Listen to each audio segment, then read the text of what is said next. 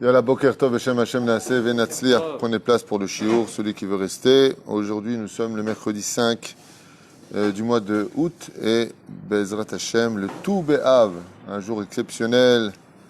On dit la Gemara, Baruch Hashem Zachinu, Loayu Yamim li Israël, ke Yom Kippurim, Tou Be'av et Yom Kippurim, Baruch Hashem Zachinu.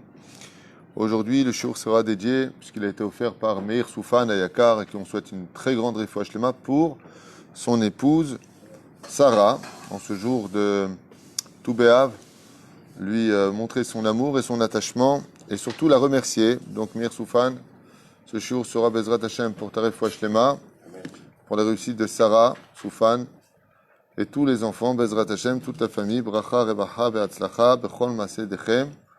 Et bien entendu, on pensera à tous les malades d'Israël, Moratim Akdosha, Veteora, Ufren, Sarah Talia, Batefrat Miriam, Ufren,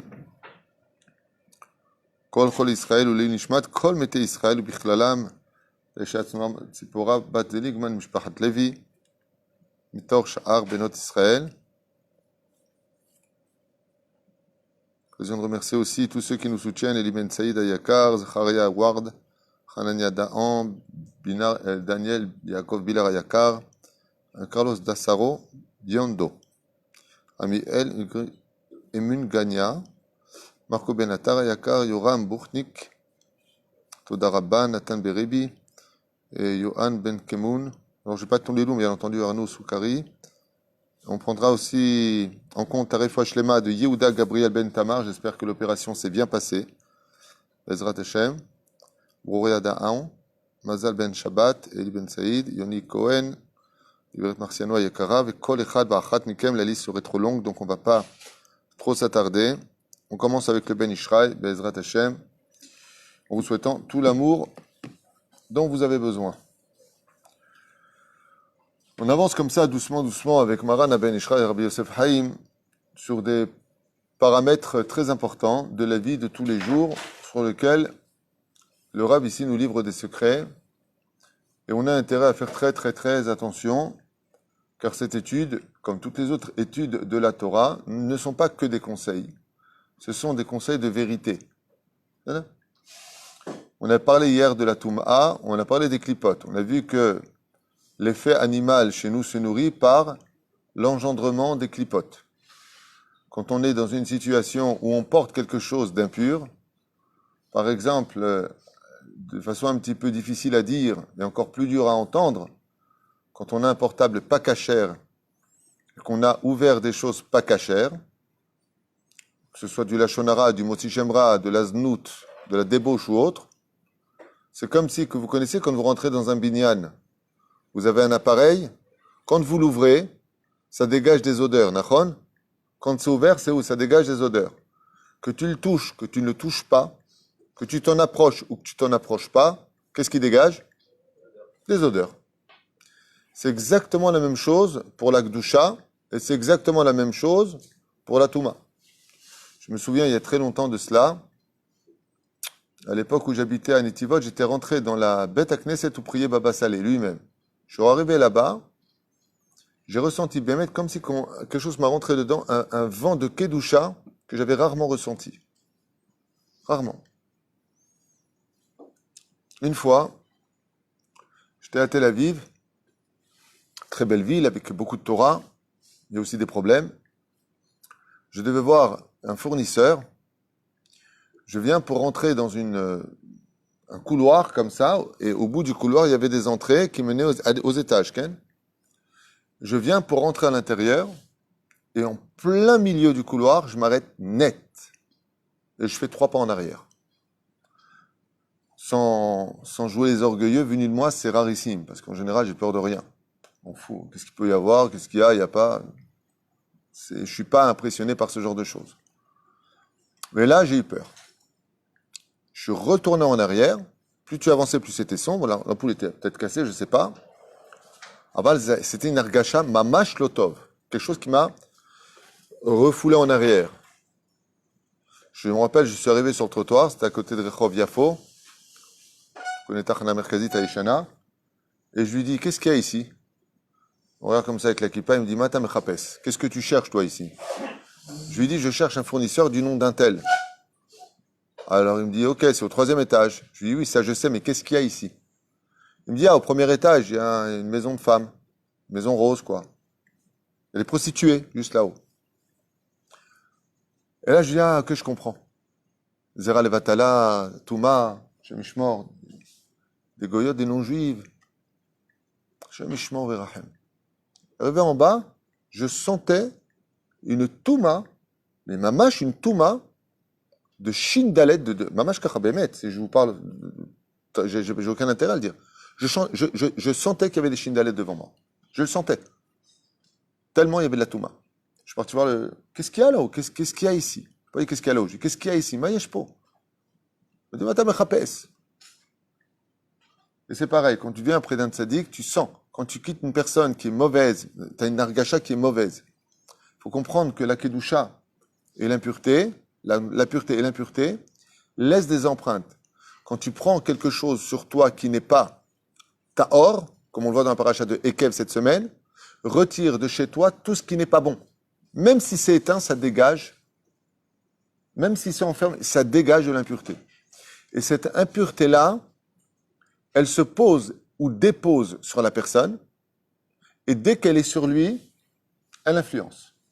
Ça veut dire que sans s'en rendre compte, comme m'avait expliqué Rabbi Moshe Ederi Zatzal, je lui ai dit, pourquoi vous dites toujours, faut pas parler dans les toilettes?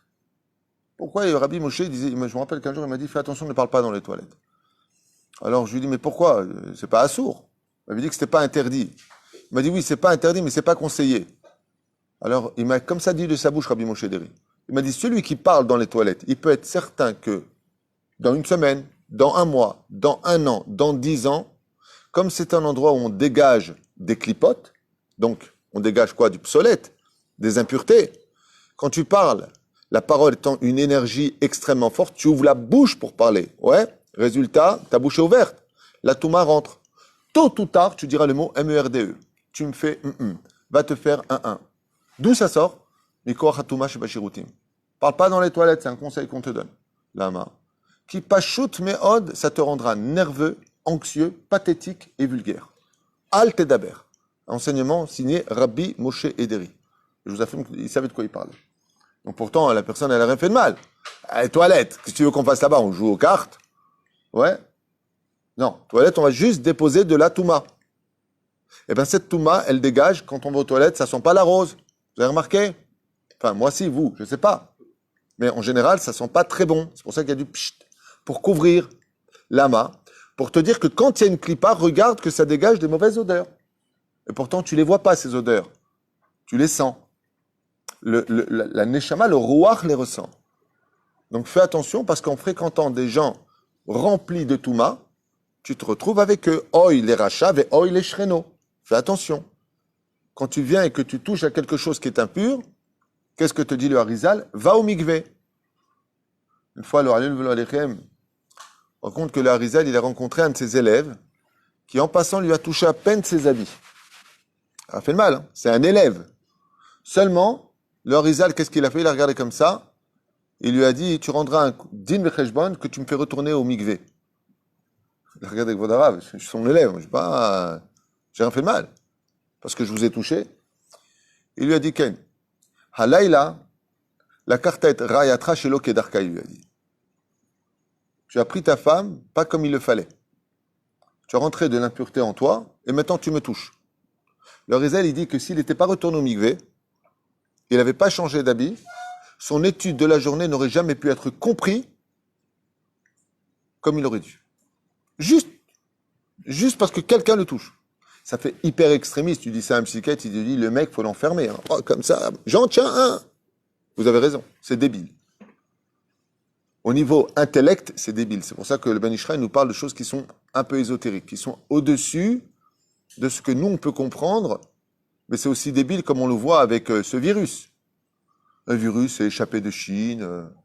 Et je vous dis, vous n'allez pas me croire il a arrêté le tourisme, il a ruiné des gens. Il y a plein de gens qui sont suicidés, d'autres qui ont jeté leurs enfants en Italie, même ici, hein, par la fenêtre, on peut pas être plus de 10 dans la synagogue, on prie dehors sous la chaleur, Shrenat Hamout, parce qu'il y a un virus que personne ne voit, dont tout le monde n'en a rien à faire, et c'est un des virus où il y a le moins de morts de tous les virus qu'on ait connus, parce que si vous retournez dans les anciens virus, c'est par millions les morts. Vous êtes fous, quoi. Bon, ben, tu vois. Pour un virus, tu peux comprendre que, quand il y a des contaminations, tu peux comprendre que, et là, tu peux pas comprendre que. C'est débile, pourtant tu ne le vois pas. Vous savez que pendant des décennies, jusqu'à ce que soit arrivé Pasteur, en d'autres termes, et d'autres scientifiques, celui qui disait que le microbe existe, vous savez qu'on l'enfermait dans un hôpital psychiatrique. C'est tout courant de ça. Vous savez ça? À l'époque, la médecine, il demandait comment se fait-il que les femmes qui accouchaient à l'époque, pendant une certaine période, dans les années 1800, elles mouraient. Ils ne comprenaient pas pourquoi. Et bizarrement, elles mouraient de quoi? Elles mouraient à cause des... Enfin, ça dépendait si c'était des sœurs, des bonnes sœurs qui les accouchaient, ou des sages-femmes médecins, enfin de la médecine. Ils se sont rendus compte que quand c'était des sages-femmes, il n'y avait pas de problème. Quand c'était des bonnes sœurs, il y avait des problèmes. Jusqu'à ce qu'ils ont découvert le problème. J'ai oublié son nom, j'ai étudié ça il y a très très longtemps. C'est ce qui avait marqué. Ils ne comprenaient pas comment des représentants de Dieu, pour eux, pouvaient... Ils se sont rendu compte que les femmes qui étaient dans le corps médical passaient du produit entre chaque femme, tandis que les autres avaient des bactéries et des microbes. Et donc, comme le Seigneur est tout-puissant, il n'y a pas besoin de se laver les mains, elle déposait les bactéries et les microbes chez la femme qui accouchait, ce qui fait qu'il y avait plus de morts. Pas shoot. Chaque fois qu'il y a eu des épidémies, on a toujours accusé les Juifs. Même à l'époque du Moyen-Âge, quand il y a eu la peste noire, ouais, ils ont accusé les Juifs d'avoir... C'était vraiment des... incroyable. Et pourquoi? Ils disaient parce qu'elle va partout sauf chez eux. Mais je vais t'expliquer pourquoi. Quand les curés ils rentraient pour bénir, pour retirer, il attrapait lui la peste, et il rentrait dans le monsieur le curé, venez bénir, mais il t'apportait avec ça en même temps la peste. Tandis que nous ne rentrait pas chez nous. Ben, la reine. Mais même en 2020, on n'allait pas me croire. Hein. Il y en a déjà qui sont en train de dire que c'est nous qui avons fait le virus. On est devenu israélien chinois maintenant. Ils ont juste oublié que c'est un laboratoire français et chinois. Ils ont juste oublié. Petit détail. Ah ouais, c'est cacha. On a toujours besoin du bouc émissaire. Quand un truc explose, c'est Israël. Reine, en Merlanoua Ben Ishraï, faites très attention. Ce n'est pas parce que vous ne voyez pas ou que vous êtes bête au point de ne pas comprendre que vous devez rester aveuglé de la réalité qui vous entoure. Il y a des influences autour de nous, il y a des situations, il y a des lieux qui peuvent intervenir sur la personne. Quand il y a eu un endroit, par exemple, où il y a eu un meurtre, vous avez remarqué que les gens, quand ils achètent une maison et qu'ils entendent qu'il y a eu un meurtre, pas quelqu'un qui est mort Sam, ils veulent pas acheter. De quoi t'as peur? Il est enterré depuis 3 ans, le mec. Ouais. Il dit non, non, non, il s'est passé quelque chose ici. Et hop, il se repasse des choses bizarres. D'accord? Ou des fois, tu es dans un endroit, comme le dit le Zohar HaKadosh, celui qui va sur un terrain où il y a eu de la colère, et que cet endroit respire la colère, parce que justice n'a pas été encore fait, tu peux être certain que celui qui va aller là-bas, il va se mettre en colère. Parce que le lieu où il va influencer sur son comportement. D'où l'importance de vivre avec des gens de bonnes personnes, de fréquenter des bons lieux, et ainsi de suite. On raconte que le Baal Shem Tov, une fois, il est rentré dans une bête à Knesset, et il n'a pas réussi à prier. Il n'a pas réussi à prier. Alors il est parti prier dehors. Quand tu lui as posé la question, il lui a dit, mais pourquoi vous allez prier dehors? Il y a une bête à Knesset. Il dit, il y a tellement de gens qui parlent dans cette synagogue que ma prière, mes mots, ils sont attrapés par ces interdits de déblatérer trop dans la blême. Comme ça, de parler en synagogue. Il est sorti dehors. On raconte qu'une fois, il est rentré dans une synagogue et il s'est mis à 4 pattes pour rentrer. Alors les gabaïm, les rabbanim, ils ont regardé comme ça. Voix d'arabe, qu'est-ce qui se passe? Il dit, je me mets à la hauteur du plafond. C'est comme ça, j'ai pas compris. Hashem Tov, c'est marqué dans sa biographie. Il est rentré à 4 pattes dans une synagogue. Parce qu'il dit, le plafond est tellement bas ici. Pourquoi?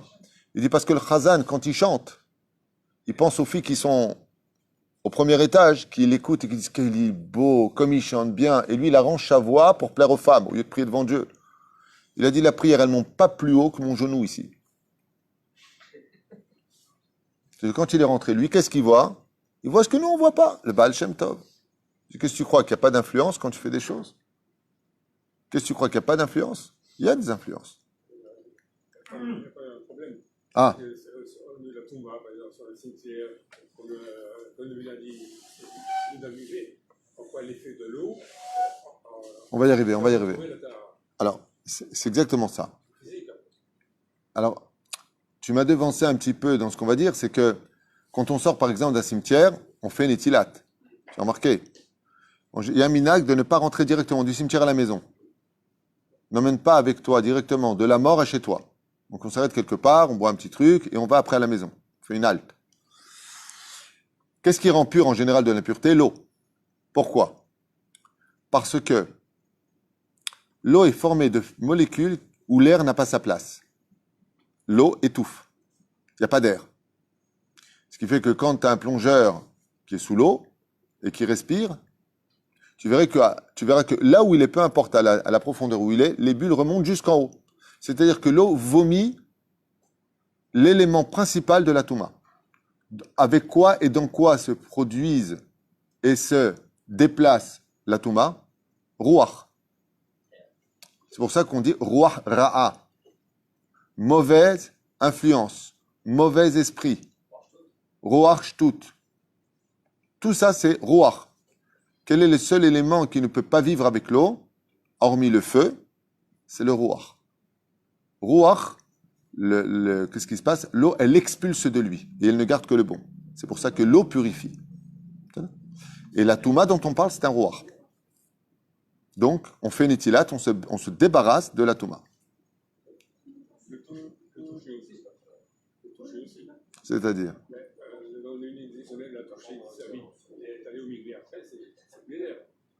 Parce que non, les habits reçoivent le roi. L'eau ne reçoit pas. Regarde, quand on vient pour prendre la Torah, qu'est-ce qu'il y a marqué dans la Torah? Lavez vos habits. Laver, ça veut dire mets tes habits dans l'eau pour annuler l'influence extérieure. Quand on veut jeter nos avérotes, où est-ce qu'on les jette à Rosh Hashanah? Dans l'eau, pour purifier les avérotes. L'eau est un système de purification et le feu est un système de purification. La seule différence entre l'un et l'autre, c'est que le feu vit avec le roi.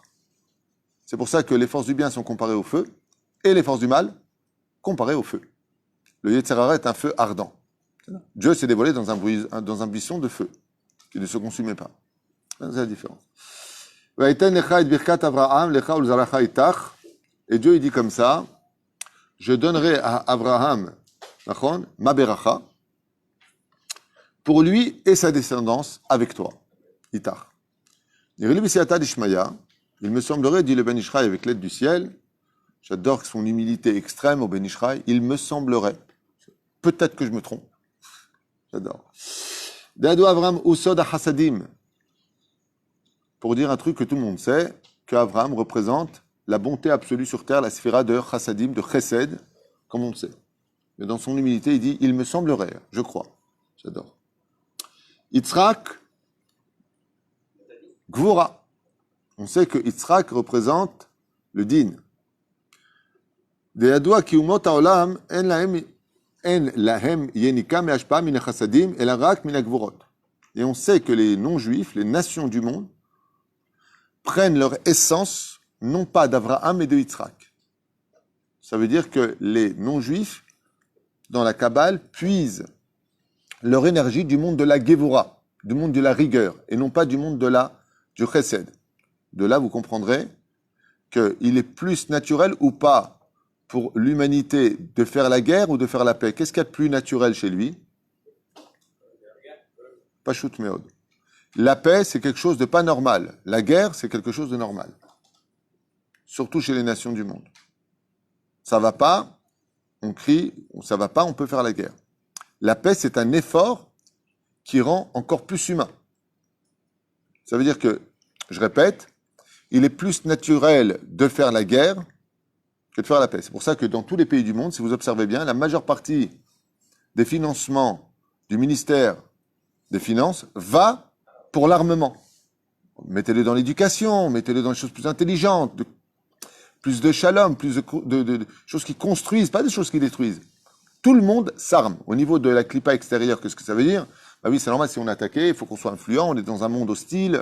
Ça, c'est au niveau des enfants du GAN, explication bête et stupide.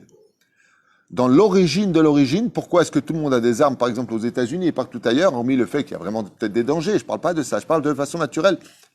On aime se protéger, on a besoin de notre âme, on a besoin de tout ça. Ouais. Pourquoi? Parce que l'origine de l'homme, c'est la guerre. Le premier humain qui engendre un humain est le premier à faire la guerre à son frère et le tue. On parle de Caïn. C'est dans la nature de l'homme de se battre, de défendre son territoire. Et vous le verrez dans le monde de la nature elle-même. La nature, il n'y a pas de demi-mesure. Un loup d'un clan rentre sur le territoire d'un autre clan de loups, il le tue. Une hyène qui vient se mélanger à une autre, elle demande l'autorisation. Sinon, c'est quoi? C'est la mort. On voit que dans la nature, c'est la guerre qui gère le monde. Parce que le monde a été créé selon la Midat Adin. Bereshit bara Elohim. C'est la Midat Adin qui a créé le monde. Alors, quel cadeau Dieu nous a donné à nous, particulièrement nous les Juifs, descendants d'Abraham, Yitzhak et Jacob, Vaïtan lecha et birkat Hashem. Qu'est-ce qu'il a fait? Vaïtan lecha et birkat Abraham, lecha uzalcha itach. Je vais te donner quelque chose. Et qu'est-ce qu'il a donné à Abraham? On parle d'Abraham. Il lui a dit, je te donne la mida du chesed. Ce qui fait que pour les Juifs, le shalom, c'est sa nature. Et comme on l'a vu, on pose tout le temps d'ailleurs la question. Mais les Juifs, quand vous avez des pogroms, on vous agresse. Pourquoi vous... C'est une question que m'a posée ma femme récemment. Elle a vu les pogroms en Espagne. Elle a vu les pogroms, elle a étudié, elle a vu des vidéos sur les pogroms qui sont passés en Pologne, au Maroc. Punaise, il n'y a pas une fois où les Juifs se rebellent. Comme des moutons qu'on emmène à la base. Mais arrêtez! Vous aviez 100 soldats SS face à 2000 Juifs avec des chiens. Ok, il y en a 1000 qui vont mourir, mais le reste, tuez-les! Mettez-vous en part de... Oui, lama. Parce que la mida du Juif, c'est le shalom. On se fait bombarder. On reçoit 800 missiles. Seulement après, Israël commence à réagir. À un tel point qu'il y a eu des manifestations. Alors, Sderot est bombardé depuis 8 ans. Vous n'avez pas réagi? Rien. On a du mal à se battre. On a du mal à... Et on le voit. On est agressé, machin truc chouette. Qui prend la défense des autres? Nous. Il y a un problème de conscience dans les Juifs. Mais ça vient du chesed qui est en lui. Tandis que les nations du monde, eux, règlent les choses par la Gevura. Vous le voyez entre Israël et les nations. Quand les nations font non, Israël, attention. Bon, pour la paix, on va calmer. Pour la paix, on va. Mais par contre, entre la Chine, la Russie, les États-Unis, la France, quoi, qu'est-ce qu'il y a? C'est quoi ton problème? Tout de suite, hop, les Américains ont emmené 3 porte-avions, boum, sur le littoral de je sais pas quoi, près de la Chine. Attention, ça bouge. La Corée, attention, tu bouges. Toi, tu as entendu Israël déplacer ses bateaux de guerre? Et on en a. Hein. On attend la dernière seconde. La nature d'Israël, c'est pas la guerre. C'est la prière. C'est dangereux à entendre, mais c'est une réalité. Mipnei, alors il dit comme ça, donc, Mipnei ki achitzonim she'em shoresh haumot. Et c'est pour cela que autant Avraham Avinu représente l'eau, autant Yitzhak représente le misbéach. Qu'est-ce qu'il y a sur le misbéach? Le feu. Donc il représente la Gevura. Et c'est pour ça que les nations du monde, minikim de qui? De justement du feu de Yitzhak, car ils n'ont pas d'entrée dans le monde de la sphira de Chesed. C'est ça? Donc on comprend, dit le Ben Ishraï, que les nations du monde n'ont pas ne sont pas influencées par la chassidoute, en d'autres termes. Comment on explique la guerre d'Aman contre les rois? Il a fait méode, excellente réaction. Je l'ai vu, il pose une question ici, mais Mamash Ptatsa, dont le Rav Kook a répondu. Rav Kook pose cette question, il y répond. Il dit, si la nature d'Abraham c'est le chesed, et qu'il n'est pas, c'est pas un homme de guerre, alors comment on peut expliquer que Abraham a fait la guerre à ses rois? Pour Sodome et Gomorrhe. C'est pas un homme de guerre, Abraham. Mais peu importe. Il aurait dû payer une grande rançon, il aurait dû... Alors, dans les 10 épreuves d'Abraham, c'est, je crois, la 5e épreuve ou la 4e épreuve. C'est considéré comme une épreuve. Tout comme, tu aurais pu me poser la question, c'est pas naturel qu'Abraham tue son fils avec un couteau. Il aurait plutôt offert des fleurs à son fils. C'est la 10e épreuve, la plus dure. Ça veut dire la contre-nature. Maintenant, on voit qu'Abraham Avinu, Behemet, comme dit le Rav Kook, il explique, il dit, mais Dieu d'ailleurs dit à Abraham, Altira Abraham Avdi, n'aie pas peur Abraham, mon serviteur. Quand est-ce qu'il lui dit? Avant la guerre ou après la guerre? Après. Tu vois, tu as répondu dans le piège. Normalement, il aurait dû lui dire avant, comme tu dis. Mais il lui dit quand? Après. Pourquoi il lui dit après? Le Rav Kook, il dit, parce qu'Abraham était défait. Il dit, tu te rends compte, je viens de la sphère du chesed, je ne fais que du bien, je donne à manger, je donne à boire, je fais grandir les gens. Ouais. Et maintenant, je fais la guerre, je viens de tuer. Problème, c'est anti-nature. Dieu lui dit, n'aie pas peur. C'est pas, n'aie pas peur de la guerre. N'aie pas peur de ce que tu es devenu. Parce que maintenant que tu as fait la guerre, tu vas pouvoir engendrer un fils qui s'appelle Yitzhak. Parce que pour pouvoir être capable d'engendrer l'équilibre, il faut passer de l'extrême à l'extrême. Pour retrouver le milieu de la vie. Abraham seul, le monde s'effondre. Le monde s'effondre. Yitzhak seul, le monde ne peut pas tenir. Yaakov, le monde peut tenir. C'est pour ça qu'on s'appelle ni Béné Abraham, ni Béné Yitzhak. On s'appelle Béné Israël. Nous sommes les enfants d'Israël. L'équilibre des deux mondes, c'est Israël. C'est aussi bien un homme de chesed qu'un homme de guerre. Lui, il n'a pas de problème de se battre contre Esav, c'est sa nature. Il n'a pas de problème d'être un homme doux et de se faire avoir et de laisser passer. Ce qui compte, c'est le shalom. Avec Laban, c'est Yaakov. Il est dans les deux mondes. On essaie d'avancer un peu plus vite parce que il le faut. Et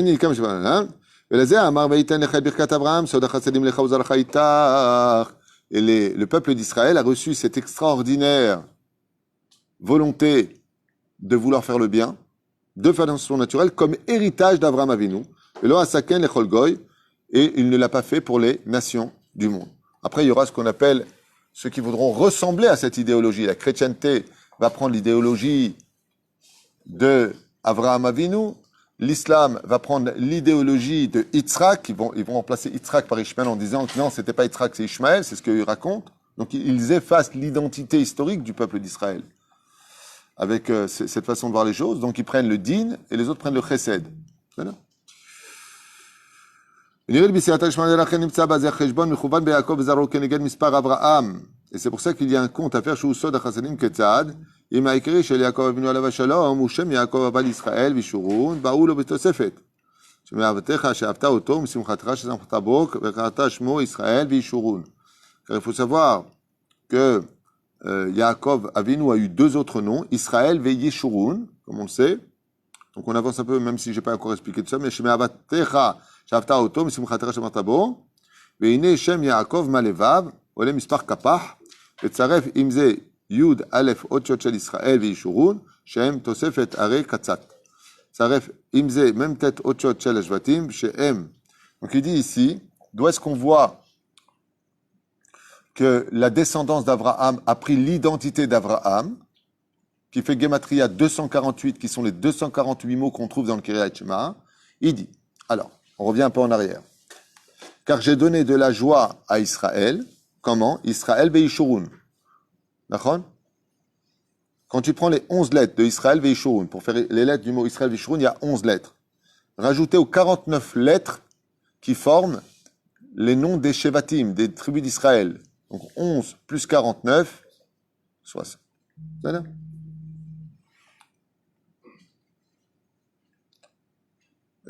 Sheusod HaChasadim.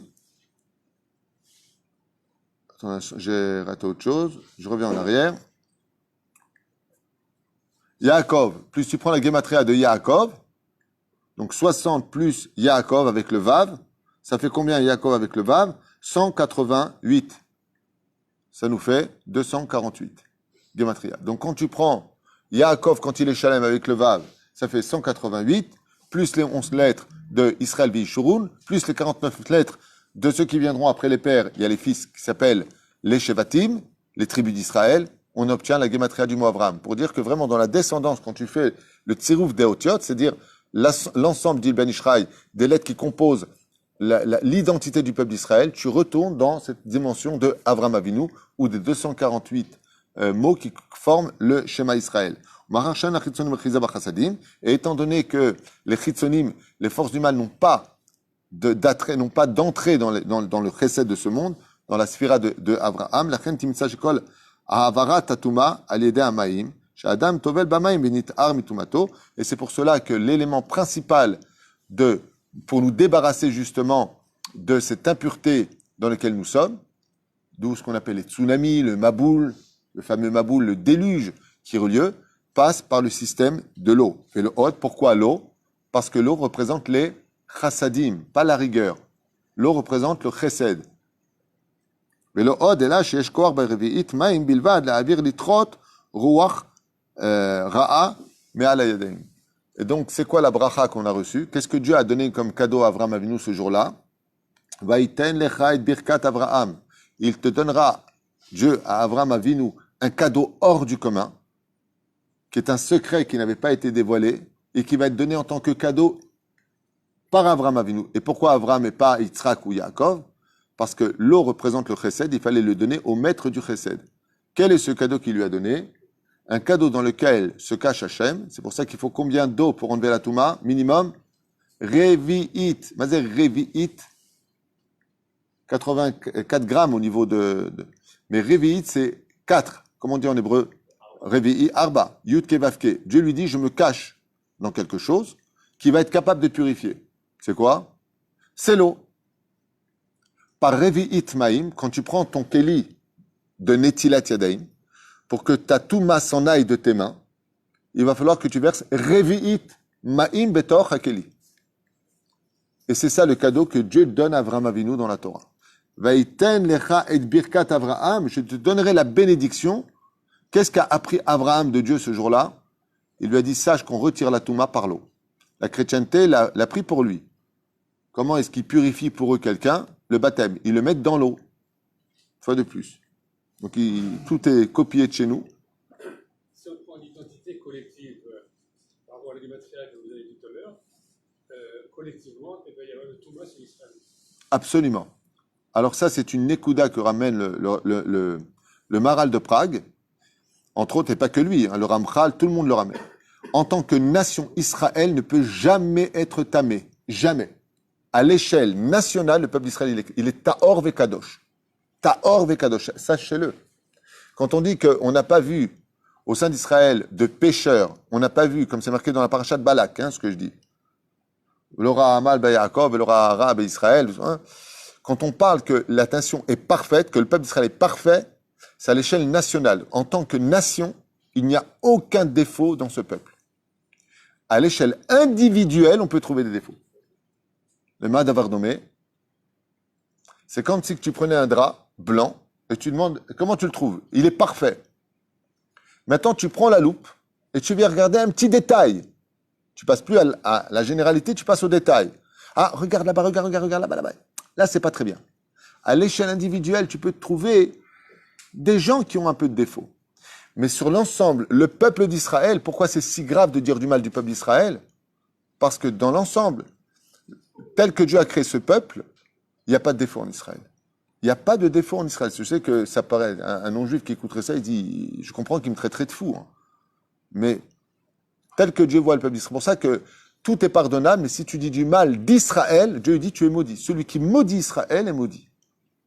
Celui qui parle du mal de la nation juive, c'est un menteur. Maintenant qu'on trouve parmi nous des gens avec des défauts, oui, à l'échelle. Hein?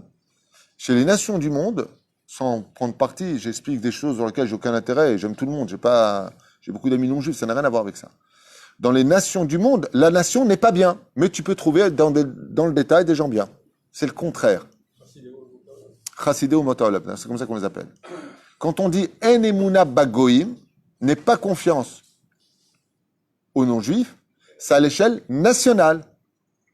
Mais à l'échelle du détail, tu peux trouver des gens qui, bémet, sont de bonnes personnes. L'ensemble, non. Le détail, tu peux. C'est ça. Mais la reine, Dieu nous a donné un cadeau d'une valeur inestimable qui s'appelle du Chesed Gamour, le secret de Netilat Yadayim, le code de prendre le Keli. Le matin, quand on se lève, on a de la Touma sur les mains, de l'impureté parce qu'on est à un 60e de la mort. Donc, les Chitzonim viennent se poser sur Israël pour sentir l'odorat. Écoutez, c'est magnifique parce que, qu'est-ce qu'ils viennent faire les Chitzonim? Pourquoi ils viennent chez les Juifs? Pourquoi Davka, la Touma, elle veut venir chez nous? Lama. Simplement parce qu'on a du miel qui s'appelle les mitzvot. Par quoi sont attirés les Chitzonim? Par l'odeur que dégagent les mitzvot. C'est pour ça qu'un Juif qui meurt rentre impur.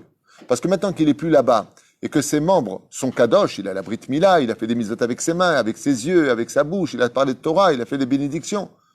Ils veulent venir, mais comme des fous. Et ils se collent à lui pour sentir l'odeur des mitzvot qui se sont collés à lui. Donc ils sont sur lui, donc il est impur. C'est là. ולכן אומר פה, בזה אני מסיים, car quand l'homme dort, ce que je viens de vous expliquer, les chitzonim, les extérieurs qu'on appelle les forces influences de l'impureté viennent sur lui, et où particulièrement là où c'est mort, quel est le seul endroit du corps humain qui est mort toute la journée? Les ongles, on n'a pas le temps, d'où le netilat yadayim des mains, et vous me dire les pieds, non, pourquoi? Parce que les pieds sont toujours impurs. Car comme l'eau vient du chesed, elle est capable de retirer l'impureté partout. D'où l'importance de tenir avec la main droite qui représente le chesed, le keli. Et tu verses dedans quoi? De l'eau, qui est le chesed. Quelqu'un m'a posé la question, pourquoi on met 3 gouttes d'eau dans le vin pour le kidouche du vendredi soir et du samedi midi, mais pas de l'avdallah, surtout pas l'avdallah, on ne met pas d'eau dans l'avdallah. Pourquoi? Parce que le vin représente le din, la rigueur, la justice. Et on met 3 gouttes,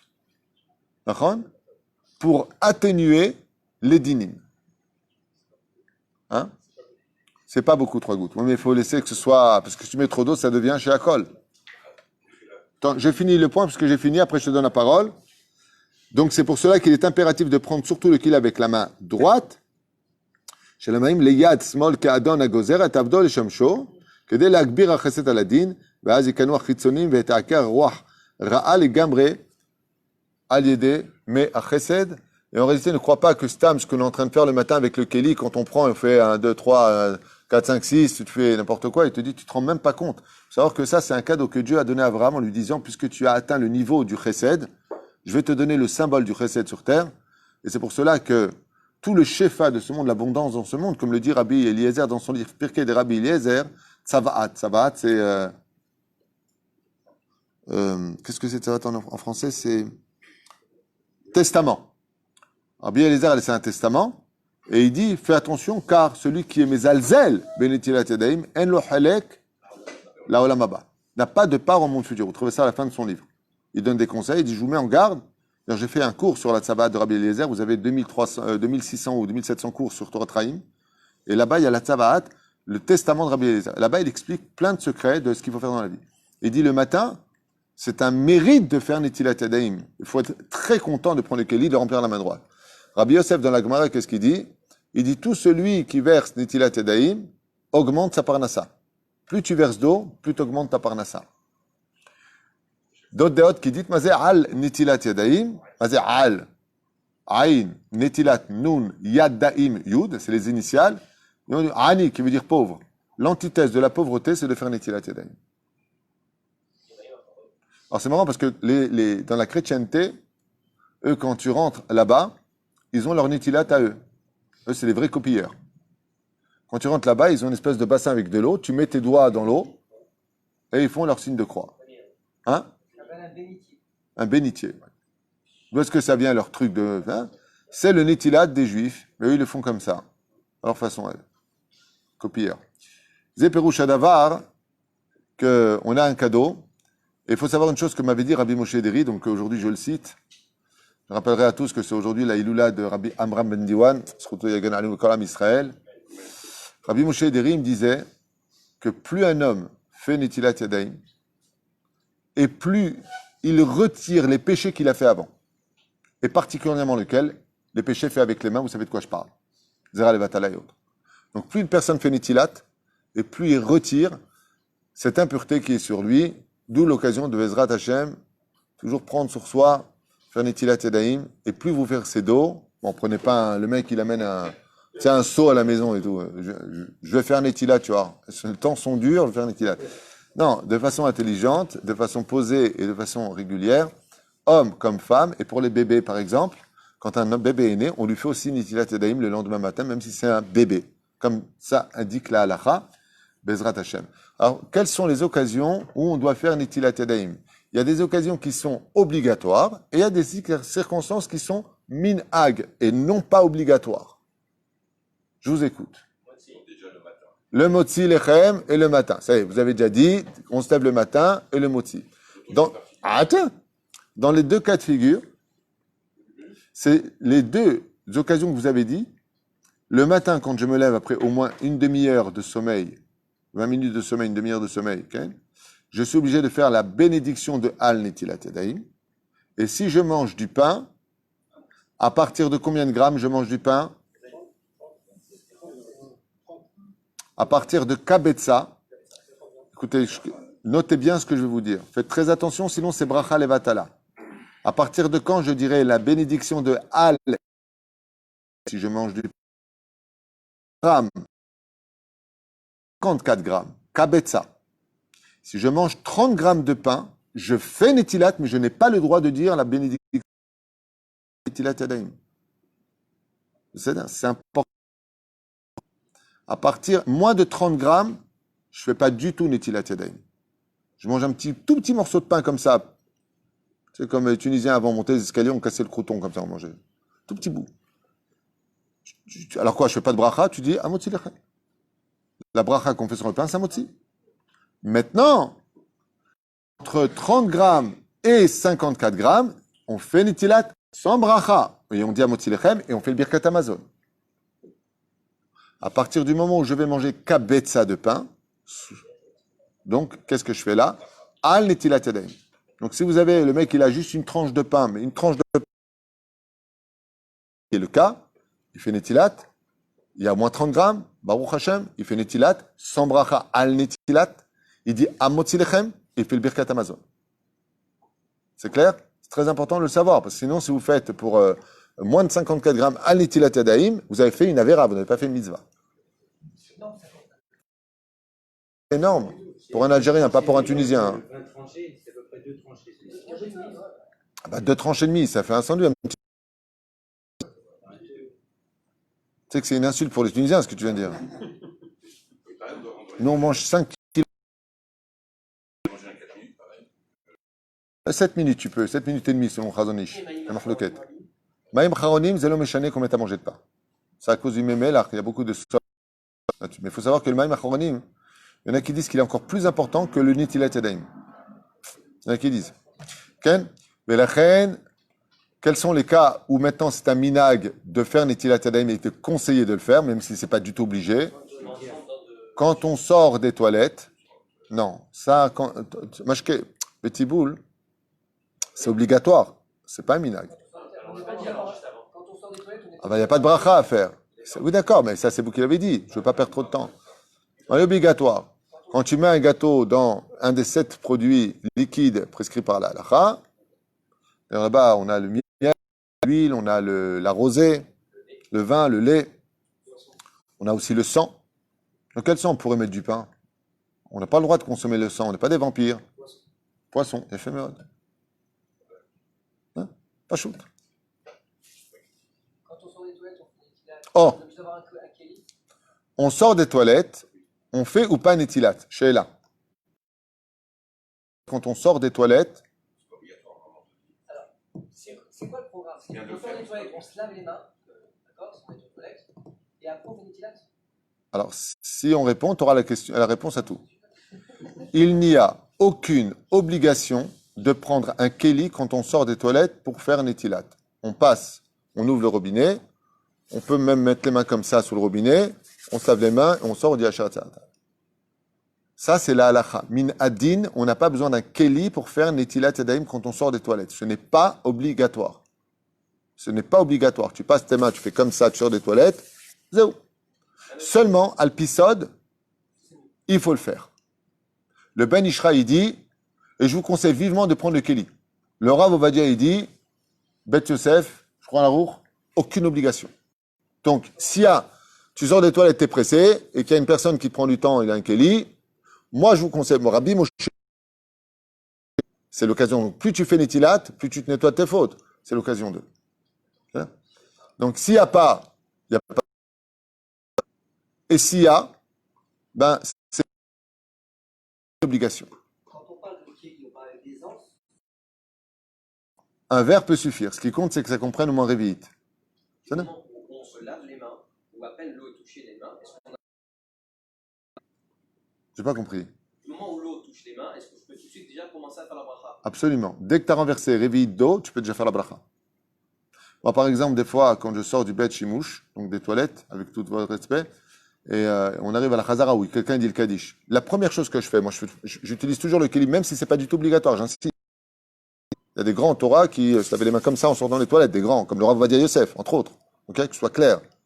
Mais pourquoi lui, il pouvait se permettre, il avait pas beaucoup, il a pas fauté, lui. Nous, on prend des bassins, nous. Et s'essuyer. Ah, tiens! La première chose que je fais, dès que je sors, je mets deux mains sous l'eau pour répondre Amen, Yesh, Meraba. Voilà, par exemple. Si j'avais pas fait Netilat Yadayim, j'aurais pu sur mes vêtements. Hein? Qu'est-ce que tu voulais dire, Eric? Je voulais dire, tu peux préciser, quand certaines fois on n'a pas de chiffon pour s'essuyer les mains, c'est pas bon de s'essuyer avec les vêtements. Alors, celui qui s'essuie sur ses vêtements, son maïm de Netilat Yadayim, risque d'oublier l'étude de la.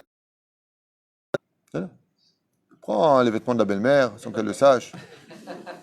Elle oublie ton adresse. Hein? Tu fais sécher comme ça. Ça va sécher. Quoi? Tu fais sécher comme ça. Okay. Faire attention de bien s'essuyer les mains, c'est très important. Avant l'appartement, tu as versé réveillé, tu as une baisé shumbaria. Surtout à la maison, les femmes n'aiment pas que les gouttes tombent par terre, c'est elles qui font en général le truc. Faites attention. D'autres questions sur Netilat? On était en promenade, dans la forêt, dans le désert, je sais pas où, la montagne. Il n'y a pas d'eau. Alors on met les mains, ou qu'est-ce qu'on fait dans ce cas-là? Une feuille ou là. Tu t'essuies, exactement. Si tu trouves une source d'eau, tu mets tes deux mains dans l'eau directement. Si c'est ceci, cela, comme ça tu fais. Aujourd'hui, grâce à Dieu, j'avais un copain, il avait créé un Netilat Yadayim de vacances. Ça rentre là, c'est comme ça, ça devient tout petit.